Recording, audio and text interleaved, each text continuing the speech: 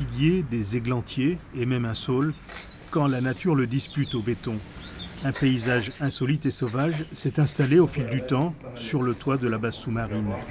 Un site ouvert au public jusqu'au 14 juillet, un jardin dévoilé à plus de 20 mètres de hauteur. On ne s'imaginait pas ce qu'il pouvait y avoir derrière ces pare-bombes, derrière ces piliers de béton, mais le public a répondu présent, étant donné que tout est complet, que les gens sont venus avec beaucoup de plaisir, et que certaines personnes reviennent. Donc on a suscité un intérêt et les gens ont envie de pouvoir revenir à nouveau, ça c'est sûr.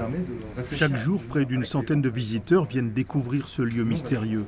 La végétation y a fait son nid dans les cratères formés par les bombes. Les graines apportées par les oiseaux et le vent colonisent peu à peu l'espace.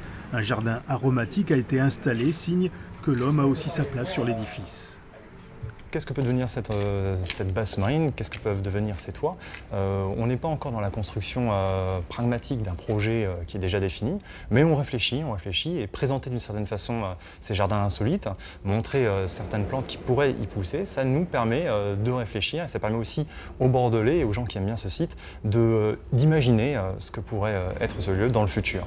La réflexion est lancée et pour ceux qui n'auront pas la chance de visiter ce jardin suspendu dans le temps, 5 photographes exposent leur vision du lieu dans les salles de la base sous-marine, en attendant que ce balcon de verdure reprenne vie.